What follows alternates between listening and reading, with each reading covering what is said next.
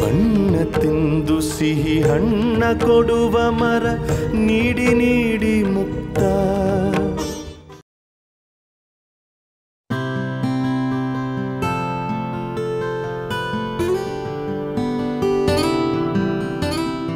ಸಂಜೀವ್ ಅವ್ರ ಅಪ್ಪ ಅಮ್ಮ ಏನು ನಿರ್ಧಾರ ತಗೊಂಡ್ರು ಮಾವ?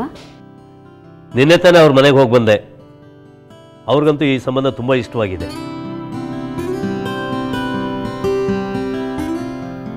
ಅವ್ರ ಕಡೆ ಪುರೋಹಿತರಿಗೂ ಜಾತಕ ತೋರಿಸಿದ್ರಂತೆ. ಜಾತಕ ಕೂಡಿ ಬಂದಿದೆ. ಅದೇನು ಪ್ರಾಬ್ಲಮ್ ಇಲ್ಲ, ತಡ ಮಾಡೋದು ಬೇಡ ಅಂತ ಮಾತಾಡ್ಕೊಂಡು. ಹಾಂ, ಅಪ್ಪ ಅಮ್ಮನಿಗೆ ಕಲ್ಯಾಣಿ ಅವರು ತುಂಬ ಇಷ್ಟ ಆಗಿದ್ದಾರೆ. ಹಾಗೆ ಮನೆಯವರು ಎಲ್ಲರೂ ಕೂಡ ಇಷ್ಟ ಆಗಿದ್ದಾರೆ. ಒಳ್ಳೆ ಫ್ಯಾಮಿಲಿ ಅಂತ ಹೇಳ್ತಾ ಇದ್ರು. ನಮ್ಮ ಫ್ಯಾಮಿಲಿಗೆ ಸೊಸೆಯಾಗಿ ಬರೋಳು ಜಾಯಿಂಟ್ ಫ್ಯಾಮಿಲಿಯಿಂದನೇ ಬರಬೇಕು ಅಂತ ಅಪ್ಪನಿಗೆ ತುಂಬ ಆಸೆ ಇತ್ತು. ಹಾಗಾದರೆ ಸಂಜೀವ್ ನಿಮ್ಮ ಮನೆಯವರಿಗೆಲ್ಲ ತುಂಬ ಇಷ್ಟ ಆಗಿದೆ ಅಂದ್ಕೊಂಡಿದ್ದೀನಿ. ಖಂಡಿತವಾಗ್ಲೂ ಮಾವ. ಅವ್ರ ತಂದೆ ತಾಯಿ ಕೂಡ ಎಷ್ಟು ಸಿಂಪಲ್, ನಮಗೆಲ್ರಿಗೂ ತುಂಬ ಇಷ್ಟ ಆದರು. ಹಾಗಾದರೆ ಇನ್ನು ಮುಂದಿನ ಪ್ಲ್ಯಾನ್ಸ್ ಬಗ್ಗೆ ಚರ್ಚೆ ಮಾಡಬೇಕು. ಯಾಕೆಂದರೆ ಸಂಜು ತಂದೆ ತಾಯಿಗೆ ಆದಷ್ಟು ಬೇಗ, ಅಂದರೆ ಇನ್ನೊಂದು 3 ತಿಂಗಳೊಳಗೆ ಮದುವೆ ಮಾಡಿ ಮುಗಿಸ್ಬಿಡ್ಬೇಕು ಅಂತ ಇದ್ದಾರೆ ಅವರು. 3 ತಿಂಗಳೊಳಗಡೆನಾ? ತುಂಬ ಬೇಗ ಆಯ್ತಲ್ಲ ಮಾವ. ಅಲ್ಲ ಮಾವ, 3 ತಿಂಗಳಲ್ಲಿ ಏನು ಮಾಡೋಕ್ಕಾಗತ್ತೆ? ನಾವೆಲ್ಲ ಹೊಂದಿಸ್ಕೊಂಡು ರೆಡಿ ಮಾಡ್ಕೊಳ್ಳೋದಕ್ಕೆ 2 ತಿಂಗಳು ಬೇಕಾಗತ್ತೆ. ಮದುವೆಗೆ ಒಳ್ಳೆ ಛತ್ರ ಬೇಕು ಅಂದರೆ ಕನಿಷ್ಠ ಪಕ್ಷ 6 ತಿಂಗಳು ಮುಂಚೆನಾದರೂ ಬುಕ್ ಮಾಡಲೇಬೇಕು. ಛತ್ರಗಳು ಎಲ್ಲಿ ಸಿಗತ್ತೆ ಹೇಳಿ? ಹೇಳಿ ಕೇಳಿ ಸಾಧ್ವಿ ಫ್ಯಾಮಿಲಿ ತುಂಬ ದೊಡ್ಡ ಫ್ಯಾಮಿಲಿ. ಅವ್ರ ಕಡೆಯವರೆಲ್ಲ ಸ್ಥಿತಿವಂತರೆ. ಹಾಗಿದ್ಮೇಲೆ ನಾವು ಮದುವೆ ಗ್ರ್ಯಾಂಡಾಗಿ ಮಾಡಬೇಕಲ್ವಾ? ಗ್ರ್ಯಾಂಡಾಗಿ ಮದುವೆ ಮಾಡಬೇಕು ಅಂದರೆ ನಮ್ಗೆ ಟೈಮ್ ಬೇಡವಾ ಮಾವ? ಗ್ರ್ಯಾಂಡ್ ಮದುವೆ ಏನೂ ಬೇಕಾಗಿಲ್ಲ, ಸಿಂಪಲ್ಲಾಗೇ ಸಾಕು. ಎಲ್ಲರೂ ಸಿಂಪಲ್ ಅರೇಂಜ್ಮೆಂಟ್ಸೇ ಇಷ್ಟಪಡ್ತಾರೆ. ಮದುವೆ ಸಮಾರಂಭಕ್ಕೆ ದುಡ್ಡು ಖರ್ಚು ಮಾಡೋದು ನನಗೂ ಇಷ್ಟ ಇಲ್ಲ. ಗ್ರ್ಯಾಂಡ್ ಮದುವೆ ಆಗಲಿ ಸಿಂಪಲ್ ಮದುವೆ ಆಗಲಿ 3 ತಿಂಗಳೆಲ್ಲ ಸಾಲೋದೇ ಇಲ್ಲ. ಕನಿಷ್ಠ ಪಕ್ಷ 6 ತಿಂಗಳಾದರೂ ಬೇಕೇ ಬೇಕು. ಹಾಗೆ ತಟ್ಟಂತ ನಿರ್ಧಾರ ಹೇಳಬೇಡ. ಈಗ ಸದ್ಯಕ್ಕೆ ಎಂಗೇಜ್ಮೆಂಟನ್ನು ಆದಷ್ಟು ಬೇಗ ಮಾಡಿ ಮುಗಿಸ್ಬಿಡ್ಬೇಕು ಅಂತ ಅವ್ರು ಮಾತಾಡ್ತಾ ಇದ್ದಾರೆ. ಅದಕ್ಕೇನು ತೊಂದರೆ ಇಲ್ಲ ತಾನೆ? ಇಮ್ಮಿಡಿಯೇಟ್ ಅಂದರೆ ಯಾವಾಗ ಮಾವ? ಮುಂದಿನ ವಾರದ ಕೊನೆಯಲ್ಲಿ, ಅಂದರೆ ಶುಕ್ರವಾರ ಆದರೆ ಒಳ್ಳೆಯದು ಅಂತ ಅವ್ರ ಅಭಿಪ್ರಾಯ. ಎಂಗೇಜ್ಮೆಂಟ್ಗೆ ಅಷ್ಟರೊಳಗಡೆ ವ್ಯವಸ್ಥೆ ಮಾಡ್ಕೋಬೋದು ಅನ್ಸುತ್ತೆ ಮಾವ. ನಿಮಗೆಲ್ಲ ಏನೂ ಅಭ್ಯಂತರ ಇಲ್ಲದೇ ಇದ್ದರೆ ಪಾರ್ವತಿಪುರದಲ್ಲಿ ಶ್ರೀಕಂಠನ ದೇವಸ್ಥಾನ ಇದೆ, ನಮ್ಮ ಮನೆ ದೇವರು. ಆ ದೇವಸ್ಥಾನದಲ್ಲೇ ಎಂಗೇಜ್ಮೆಂಟ್ ಮಾಡ್ಕೋಬೋದಾ? ನನಗೆ ಅಲ್ಲೇ ಎಂಗೇಜ್ಮೆಂಟ್ ಮಾಡ್ಕೊಬೇಕು ಅಂತ ತುಂಬ ಆಸೆ ಇದೆ.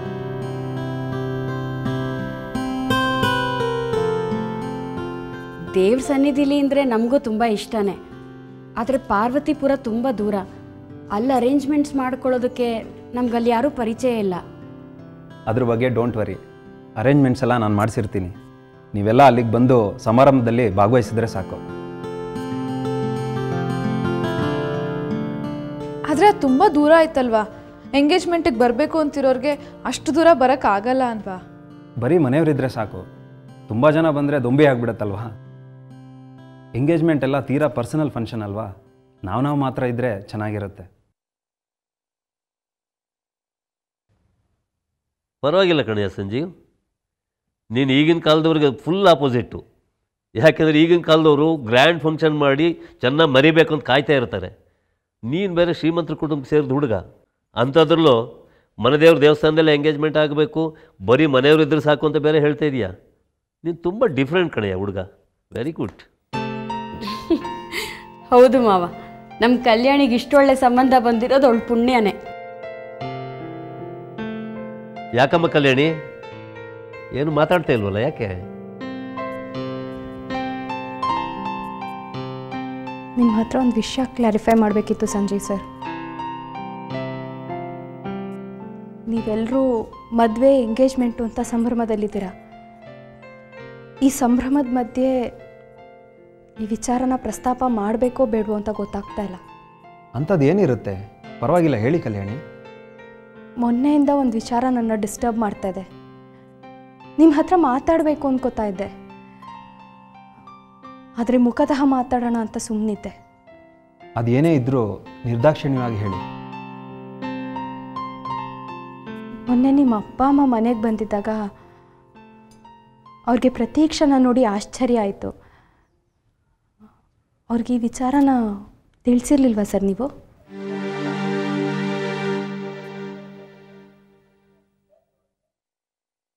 ನನಗೆ ಆ ವಿಚಾರ ಪ್ರಸ್ತಾಪ ಮಾಡೋದಕ್ಕೆ ಮರ್ತು ಹೋಯ್ತು. ಅವ್ರು ಚಂಡೀಗಢದಿಂದ ಬಂದು ಇನ್ನೇನು ಸೆಟ್ಲ್ ಆಗ್ತಿದ್ರಷ್ಟೇ ಅಷ್ಟರಲ್ಲಿ ಹೆಣ್ಣು ನೋಡೋ ಶಾಸ್ತ್ರಕ್ಕೆ ಇಲ್ಲಿ ಬರಬೇಕಿತ್ತು. ನಾನು ಹೇಳೋದನ್ನು ಮರ್ತುಬಿಟ್ಟೆ. ಆದರೆ ಇದು ತುಂಬ ಇಂಪಾರ್ಟೆಂಟ್ ವಿಚಾರ ಅಲ್ವಾ ಸರ್? ಇದನ್ನೇ ಮರ್ತುಬಿಟ್ರೆ ಮುಂದೆ ತೊಂದರೆ ಆಗಲ್ವಾ? ಅದರಲ್ಲೇನಿದೆ ಕಲ್ಯಾಣಿ ಅವರೇ, ನಿಮ್ಮ ಫ್ರೆಂಡ್ ಮಗುಗೆ ಹುಷಾರಿಲ್ಲ, ಅದು ನಿಮ್ಮನ್ನು ಹಚ್ಕೊಂಡಿದೆ. ಇವಾಗ ನೀವು ಅದ್ರ ರೆಸ್ಪಾನ್ಸಿಬಿಲಿಟಿ ತೊಗೊಂಡಿದ್ದೀರಾ, ಅಷ್ಟೇ ಅಲ್ವಾ? ಅಷ್ಟೇ ಅಲ್ಲ ಸರ್, ಅದನ್ನೇ ನಾನು ಕ್ಲಾರಿಫೈ ಮಾಡಬೇಕಾಗಿದ್ದು. ಏನು? ಇವಾಗ ಸದ್ಯಕ್ಕೆ ಮಾತ್ರ ನಾನು ಮಗುನ ನೋಡ್ಕೋತಾ ಇರೋದಲ್ಲ, ಮುಂದೇನೂ ನಾನೇ ಲೀಗಲ್ ಗಾರ್ಡಿಯನ್. ಪ್ರತೀಕ್ಷಾ ನನ್ನ ಮಗಳಾಗೆ ಬೆಳಿಬೇಕು. ಮದುವೆ ಆದಮೇಲೆ ನಾನು ನಿಮ್ಮ ಮನೆಗೆ ಬಂದರೆ ಪ್ರತೀಕ್ಷಾನೂ ನನ್ನ ಜೊತೆಗೆ ಬರ್ತಾಳೆ ಸರ್.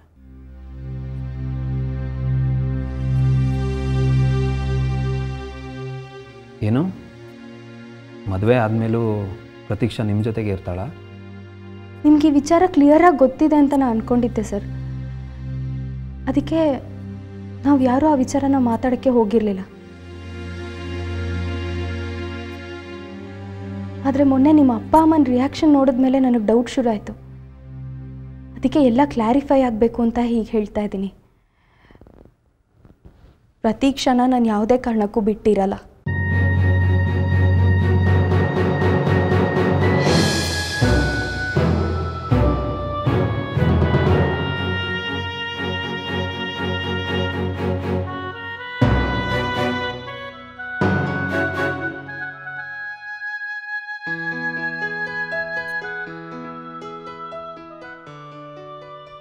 ನೀವು ಇದನ್ನ ಎಕ್ಸ್ಪೆಕ್ಟ್ ಮಾಡಿರಲಿಲ್ಲ ಅನಿಸುತ್ತೆ ಸರ್. ನಮಗೆಲ್ಲ ಏನೂ ಬೇಜಾರಿಲ್ಲ. ಇಂಥ ವಿಷಯಗಳನ್ನ ನೀವೊಬ್ಬರೇ ಡಿಸೈಡ್ ಮಾಡೋಕ್ಕಾಗಲ್ಲ ಅಂತಲೂ ನನಗೆ ಗೊತ್ತು. ನಿಮ್ಮ ಮನೆಯವ್ರ ಹತ್ರ ಮಾತಾಡಿ ಆಮೇಲೆ ಒಂದು ನಿರ್ಧಾರಕ್ಕೆ ಬನ್ನಿ. ನೋಡಿ ಕಲ್ಯಾಣಿ ಅವರೇ, ಒಂದು ಮಗು ರೆಸ್ಪಾನ್ಸಿಬಿಲಿಟಿ ನಮ್ಮ ಮೇಲೆ ಬರುತ್ತೆ ಅಂದರೆ ಅದು ಸಂತೋಷದ ವಿಚಾರನೇ ತಾನೇ. ಪ್ರತೀಕ್ಷಾ ತುಂಬ ಒಳ್ಳೆ ಮಗು. ನನಗೂ ಪ್ರತೀಕ್ಷಾ ಅಂದರೆ ತುಂಬ ಇಷ್ಟ. ಇದೇನು ನನಗೆ ಆಬ್ಸ್ಟಿಕಲ್ ಥರ ಕಾಣಿಸಲ್ಲ. ನಿಮಗೆ ಹಾಗನ್ಸಿದೆ, ಆದರೆ ನಿಮ್ಮ ಅಪ್ಪ ಅಮ್ಮ ಒಪ್ತಾರಾ? ಖಂಡಿತ ಒಪ್ತಾರೆ. ಅವ್ರದ್ದು ಏನೂ ಅಭ್ಯಂತರ ಇರೋದಿಲ್ಲ. ಅವ್ರಿಗೂ ಮಕ್ಕಳಂದರೆ ತುಂಬ ಇಷ್ಟ. ನಾನು ಅವ್ರ ಹತ್ರ ಮಾತಾಡ್ತೀನಿ ಬಿಡಿ.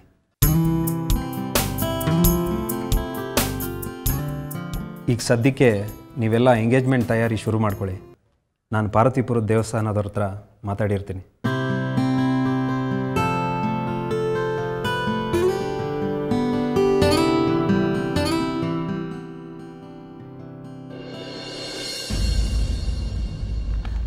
Good morning sir. Good morning. ಕೂತ್ಕೊಳ್ಳಿ ಶಿವಾನಂದ್. ನೆಮ್ಮದಿಯಾಗಿ ನಿದ್ದೆ ಮಾಡಿದ್ರಾ?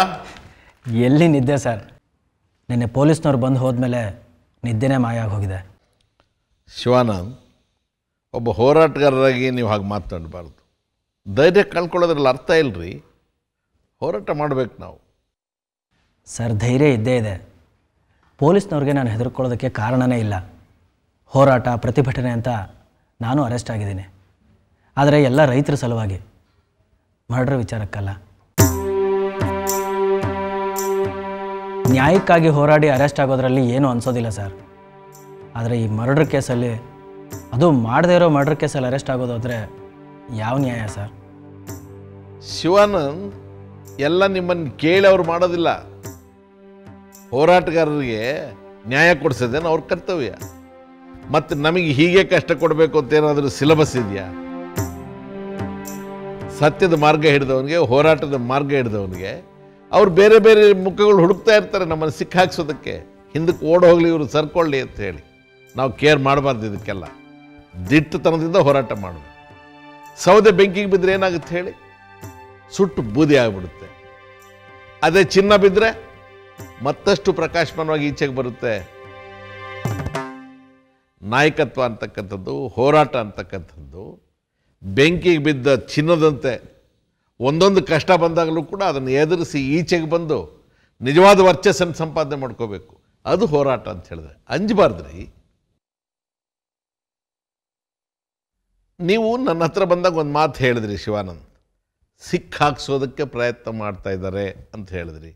ಯಾಕೆ ಸಡನ್ನಾಗಿ ಡೆವಲಪ್ಮೆಂಟ್ ಎಲ್ಲ ಆಯಿತು, ಸ್ವಲ್ಪ ಹೇಳ್ತೀರಾ?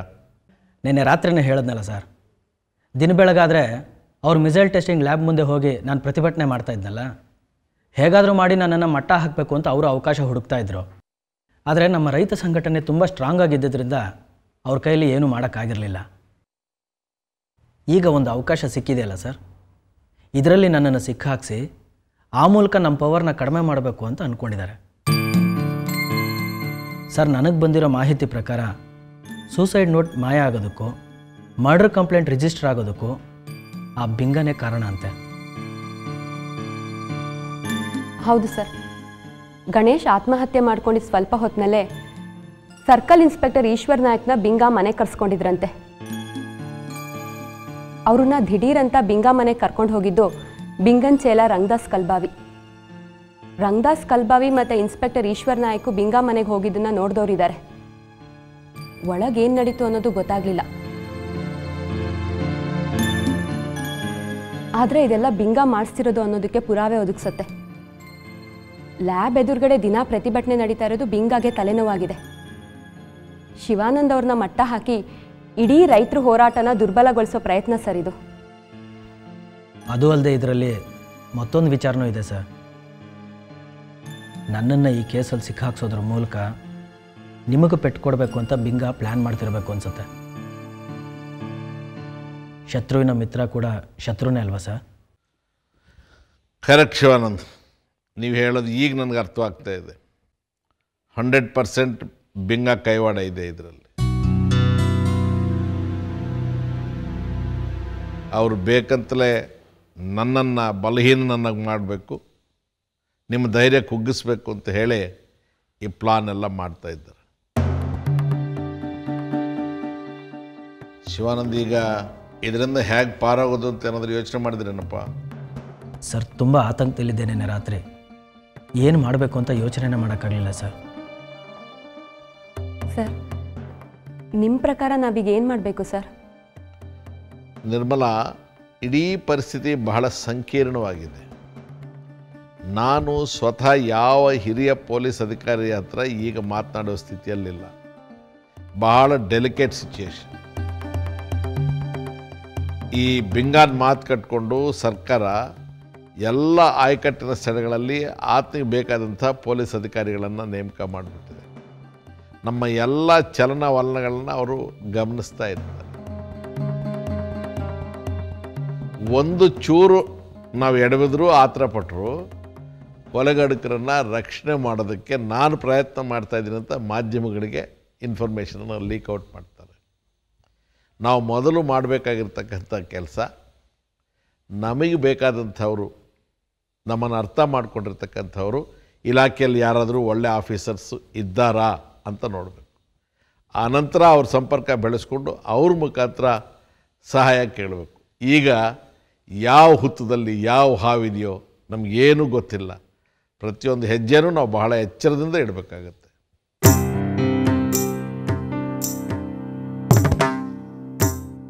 ಸರ್, ಈಗ ಹೊಸ SP ಮಧುಸೂದನ್ ಅಂತ ಬಂದಿದ್ದಾರೆ. ಮಧುಸೂದನ್ ಅವ್ರನ್ನ ಕಾಂಟ್ಯಾಕ್ಟ್ ಮಾಡಿದರೆ ಅವ್ರು ಖಂಡಿತ ನಮಗೆ ಸಹಾಯ ಮಾಡ್ತಾರೆ. ಅವ್ರಿಗೆ ಫೋನ್ ಮಾಡೋಣವಾ ಸರ್? ಹಾಂ, ನಾನು ಏನು ಪಕ್ಷ ವಿರೋಧಿ ಚಟುವಟಿಕೆಗಳು ಮಾಡ್ತಾ ಇಲ್ಲ ಅಂಥೇಳಿ ಪೊಲೀಸರು ನನ್ನನ್ನು ಹಿಂಬಾಲಿಸೋದು ಸ್ವಲ್ಪ ಕಡಿಮೆ ಮಾಡಿದ್ದಾರೆ. ಆದರೂ ನಿಗಾ ಇದ್ದೇ ಇದೆ. ನನ್ನ ಫೋನ್ ಯಾವಾಗ ಟ್ಯಾಪ್ ಆಗುತ್ತೆ ಯಾವಾಗ ಆಗೋದಿಲ್ಲ ಅಂತ ಹೇಳೋಕ್ಕೆ ಬರೋದಿಲ್ಲ. ಹಗಲೊತ್ತಿನಲ್ಲಿ ಅವ್ರ ಆಫೀಸ್ಗೆ ಹೋಗೋದಷ್ಟು ಸಮಂಜಸ ಅಂತ ಅನ್ನಿಸ್ತಾ ಇಲ್ಲ ನನಗೆ. ಕತ್ತಲಾದ ಮೇಲೆ ಯಾರೂ ಇಲ್ಲದೇ ಇರೋ ಸಮಯ ನೋಡಿ ನಾವು ಮೂವರು ಹೋಗಿ ಅವ್ರನ್ನ ವಿಶ್ವಾಸಕ್ಕೆ ತಗೊಂಡು ಅವ್ರ ಹತ್ರ ಎಲ್ಲ ಡೀಟೇಲ್ಸ್ ಚರ್ಚೆ ಮಾಡ್ತೀವಿ. ಈ ಮಧ್ಯೆ ಏನು ಡೆವಲಪ್ಮೆಂಟ್ಸ್ ಆಗುತ್ತೆ ಸ್ವಲ್ಪ ವಾಚ್ ಮಾಡಿ.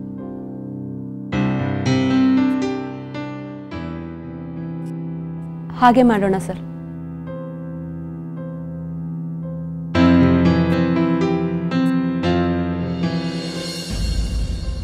ಮತ್ತೆ ಯಾವಾಗ ಚಾನಲ್ ಸೇರಬೇಕು ಅಂದ್ಕೊಂಡಿದ್ದೀರಾ? ಗೊತ್ತಿಲ್ಲ, ಡಿಸೈಡ್ ಮಾಡಿಲ್ಲ, ಸ್ವಲ್ಪ ಟೈಮ್ ಬೇಕು. ಟೈಮ್ ಬೇಕಾ? ನನಗೆ ಅರ್ಥ ಆಗಲಿಲ್ಲ. ದೇವು, ನಾನು ಚಾನಲಲ್ಲಿ ಕೆಲಸ ಮಾಡ್ತೀನಿ ಅಂತ ನಿಮ್ಮ ತಂದೆಯವ್ರ ಹತ್ರ ಏನೋ ಹೇಳಿಬಿಟ್ಟೆ. ಆದರೆ ನಾ ಅಲ್ಲಿ ಕೆಲಸ ಮಾಡಿದ್ರೆ ನಿಮ್ಮ ತಂದೆಯವ್ರ ಹಂಗಲ್ಲಿ ಇರ್ತೀನೇನೋ ಅಂತ ಈಗ ಅನ್ನಿಸ್ತಾ ಇದೆ. ಯಾಕೆ ನಗ್ತಾ ಇದ್ದೀರಾ? ಇತ್ತೀಚಿನ ಹೆಚ್ಚಿನ ಪೊಲಿಟಿಷಿಯನ್ಸ್ಗಳ ಹತ್ರ ಇರೋ ದುಡ್ಡು ಅವರದ್ದಲ್ಲ, ಜನಗಳದ್ದು. ಹಾಗೆ ಅಪ್ಪಾಜಿ ಕೂಡ ಈ ಚಾನಲ್ ಕೊಂಡ್ಕೊಂಡಿರ್ಬೋದು, ಆದರೆ ಅದಕ್ಕೆ ಕೊಟ್ಟು ದುಡ್ಡು ಜನಗಳದ್ದಲ್ವ. ನಮ್ಮ ಅಪ್ಪಾಜಿ ಬಗ್ಗೆ ಚೀಪಾಗಿ ಮಾತಾಡ್ತಿದ್ದೀನಿ ಅಂತ ಭಾವಿಸ್ಬೇಡಿ, ಆದರೆ ಸತ್ಯ ಹೇಳ್ತಾ ಇದ್ದೀನಿ. ನಮ್ಮ ಅಪ್ಪಾಜಿ ಊರಿಗೆ ಬಂದು ಪಾಲಿಟಿಕ್ಸ್ ಸೇರಿದಾಗ ಅವ್ರ ಅಕೌಂಟಲ್ಲಿದ್ದಿದ್ದು ಬರೀ 5,000 ರೂಪಾಯಿ. ಆದರೆ ಇವತ್ತು ಅವ್ರ ಹತ್ರ ಸುಮಾರು 1,000 ಕೋಟಿ ರೂಪಾಯಿ ಇದೆ ಅಂತ ಜನ ಮಾತಾಡ್ತಾರೆ. ಎಲ್ಲಿಂದ ಬಂತು ಹೇಳಿ ಆ ದುಡ್ಡು? ಡೈರೆಕ್ಟಾಗಿಯೋ ಇಂಡೈರೆಕ್ಟಾಗಿಯೋ ಅದು ಜನರಿಗೆ ಸೇರಿದ್ದಲ್ವಾ? ಅದರಲ್ಲಿ ನಿಮ್ಮದು ಒಂದು ಸಣ್ಣ ಶೇರ್ ಇದೆ ಅಲ್ವಾ? ನಿಮ್ಮ ಲಾಜಿಕ್ ಕರೆಕ್ಟಾಗಿದೆ ದೇವು. ಆದರೆ ನಿಮ್ಮ ತಂದೆಯವ್ರ ಮನಸ್ಸಿನಲ್ಲಿ ಅದು ಅವ್ರದ್ದೇ ದುಡ್ಡು, ಅವ್ರದ್ದೇ ಚಾನಲ್ಲು ಅಂತ. ಅವ್ರ ಕೈ ಕೆಳಗೆ ಕೆಲಸ ಮಾಡಬಾರ್ದು ಅಂತಲ್ಲ, ಹಂಗು ಅನ್ನೋದು ಮನಸ್ಸಿಗೆ ಹಿಂಸೆ ಕೊಡುತ್ತೆ. ಮಂದಾರಪುರದಲ್ಲಿ ಕೆಲಸ ಮಾಡ್ತಿರ್ಬೇಕಾದ್ರೆ ನನಗೆ ಸಿಗ್ತಿದ್ದಿದ್ದು ನೆಮ್ಮದಿ, ಸ್ವಾತಂತ್ರ್ಯ ಈ ಚಾನಲಲ್ಲಿ ಕೆಲಸ ಮಾಡಿದ್ರೆ ನನಗೆ ಸಿಗಲ್ವೇನೋ ಅಂತ ಅನ್ನಿಸ್ತಾ ಇದೆ. ಯಾಕೆ? ನೀವು ನಮ್ಮ ಚಾನಲಲ್ಲಿ ಕೆಲಸ ಮಾಡೋದ್ರಿಂದ ನಿಮಗೆ ಸ್ವಾತಂತ್ರ್ಯ ಇರೋದಿಲ್ಲ ಅಂತ ಯಾಕೆ ಹೇಳ್ತಾ ಇದ್ದೀರಾ? ಮೀಡಿಯಾದಿಂದ ಸತ್ಯವನ್ನು ತೋರಿಸ್ಬೋದು ಅಲ್ವಾ? ಅದೇ ಅಲ್ವಾ ಮೀಡಿಯಾದ ರೆಸ್ಪಾನ್ಸಿಬಿಲಿಟಿ. ಇರ್ಬೋದು, ಆದರೆ ನಿಮ್ಮ ತಂದೆಯವರು ರಿಸ್ಟ್ರಿಕ್ಷನ್ ಹಾಕಿದಾರಲ್ಲ. ನಾನು ಯಾವುದೇ ನಿರ್ಧಾರ ತಗೊಳ್ಳೋಕ್ಕಿಂತ ಮುಂಚೆ ಒಂದ್ಸಲಿ ಅವ್ರ ಪರ್ಮಿಷನ್ ತಗೋಬೇಕು ಅಂತ. ಅವ್ರ ವಿರುದ್ಧ ನಾನು ಪ್ರೋಗ್ರಾಮ್ ಮಾಡ್ತೀನಿ ಅಂತ ಹೇಳ್ತಾ ಇಲ್ಲ ದೇವು, ಆದರೆ ಚಾನಲ್ ಕುರ್ಚಿಲಿ ಕೂರೋಕ್ಕಿಂತ ಮುಂಚೆ ಈ ರೀತಿ ರಿಸ್ಟ್ರಿಕ್ಷನ್ ಹಾಕೋದ್ರಿಂದ ನಾವು ಮಾಡೋ ಕೆಲಸಕ್ಕೆ ಇಂಡೈರೆಕ್ಟಾಗಿ ಕಂಟ್ರೋಲ್ ಮಾಡ್ತಿದ್ದಾರೆ ಅಂತ ಆಗೋದಿಲ್ವಾ? ನೀವು ತಪ್ಪಾಗಿ ಯೋಚನೆ ಮಾಡ್ತಾ ಇದ್ದೀರಾ ಅನ್ಸುತ್ತೆ ನಿವೇದಿತಾ. ಒಂದು ಕ್ಷಣ ನಮ್ಮ ತಂದೆ ಜಾಗದಲ್ಲಿ ಕೂತು ಯೋಚನೆ ಮಾಡಿ. ಮನೆ ಸೊಸೆಯಾಗಿ ಮಾವನ ವಿರುದ್ಧನೇ ಪ್ರೋಗ್ರಾಮ್ಸ್ ಮಾಡೋದು ಚೆನ್ನಾಗಿರತ್ತಾ ಹೇಳಿ? ಅಪ್ಪಾಜಿ ನಿಮ್ಮ ಮೇಲೆ ನಂಬಿಕೆ ಇಟ್ಟು ಆ ಸ್ಥಾನದಲ್ಲಿ ಕೂರಿಸಿದ್ದಾರೆ. ಅವ್ರ ನಂಬಿಕೆಗೆ ದ್ರೋಹ ಬಗೆದು ಅವ್ರ ವಿರುದ್ಧನೇ ಪ್ರೋಗ್ರಾಮ್ಸ್ ಮಾಡಿದರೆ ಅವ್ರಿಗೆ ಅವಮಾನ ಆಗಲ್ವಾ? ಅಷ್ಟೇ ಅವ್ರು ರೆಸ್ಟ್ರಿಕ್ಷನ್ ಹಾಕಿರೋದು. ತಪ್ಪ? ನನಗೆ ನಮ್ಮ ಚಾನಲ್ ಬಗ್ಗೆ ತುಂಬ ಕನಸುಗಳಿದೆ ನಿವೇದಿತಾ ಅವರೇ. ಶಿವಸುಬ್ರಹ್ಮಣ್ಯಂ ಎಷ್ಟಿದ್ರೂ ಒಬ್ಬ ಬಿಸ್ನೆಸ್ಮನ್ ಆಗಿದ್ದವರು, ಕನಸುಗಾರ ಅಲ್ಲ. ಅವರಿಗೆ ರೋಚಕತೆ ಮುಖ್ಯ ಆಗತ್ತೆ. ನೀವು ಬಂದು ನನ್ನ ಜೊತೆ ಸೇರಿಕೊಂಡ್ರೆ 1000 ಥರದ ಸುಂದರವಾದ ಪ್ರೋಗ್ರಾಮ್ಸ್ಗಳನ್ನು ಮಾಡಬಹುದು, ನಮ್ಮ ಆದರ್ಶಕ್ಕೆ, ನಮ್ಮ ಕನಸಿಗೆ ತಕ್ಕ ಹಾಗೆ. ಅಪ್ಪಾಜಿ ವಿರುದ್ಧ ಪ್ರೋಗ್ರಾಮ್ಸ್ ಮಾಡಬಾರ್ದು ಅಂದ ಮಾತ್ರಕ್ಕೆ ಅಸಹಾಯಕರ ಪರವಾಗಿ ಮಾಡಬಾರ್ದು ಅಂತೇನೂ ಇಲ್ಲ ಅಲ್ವಾ? ಪ್ರಿಂಟ್ ಮೀಡಿಯಾ ಇರಬಹುದು ಅಥವಾ ವಿಜುವಲ್ ಮೀಡಿಯಾ ಇರಬಹುದು. ಇವತ್ತು ಯಾವುದು ಸೆನ್ಸೇಷನಲ್ ಆಗಿದೆಯೋ ಅದಕ್ಕೆ ಮಾತ್ರ ಮೊದಲನೇ ಜಾಗ ಸಿಕ್ಬಿಟ್ಟಿದೆ. ಅಸಹಾಯಕರು ಎಲ್ಲಿ ಹೋಗಬೇಕು ಅಂತ ಗೊತ್ತಾಗ್ತಾ ಇಲ್ಲ. ಅವ್ರ ಪ್ರಾಬ್ಲಮ್ಸ್ಗಳನ್ನು ಯಾರು ಸಾಲ್ವ್ ಮಾಡಬೇಕು ಅನ್ನೋದು ಗೊತ್ತಿಲ್ಲ. ನಾವು ನಮ್ಮ TRPಯನ್ನು ಕಳ್ಕೊಳ್ಳದೆ ಅಸಹಾಯಕರ ಪರವಾಗಿ ಪ್ರೋಗ್ರಾಮ್ಸ್ಗಳನ್ನು ಮಾಡೋದು ಇವತ್ತು ಅವಶ್ಯಕವಾಗಿದೆ. ನೀವು ಬಂದು ನಮ್ಮ ಚಾನಲ್ ಸೇರಿದರೆ ನಾವಿಬ್ಬರು ಸೇರಿ ಈ ಥರದ ಪ್ರೋಗ್ರಾಮ್ಸ್ಗಳನ್ನು ಮಾಡಬಹುದು. ಆಗ ನಮ್ಮ ಚಾನಲ್ಗೂ ಸಾರ್ಥಕತೆ ಬರುತ್ತೆ, ನಮ್ಮ ಕೆಲಸಕ್ಕೂ ಸಾರ್ಥಕತೆ ಬರುತ್ತೆ. ಏನು ಹೇಳ್ತೀರಿ? ಸರಿ, ನೀವು ಹೇಗೆ ಹೇಳ್ತೀರೋ ಹಾಗೆ.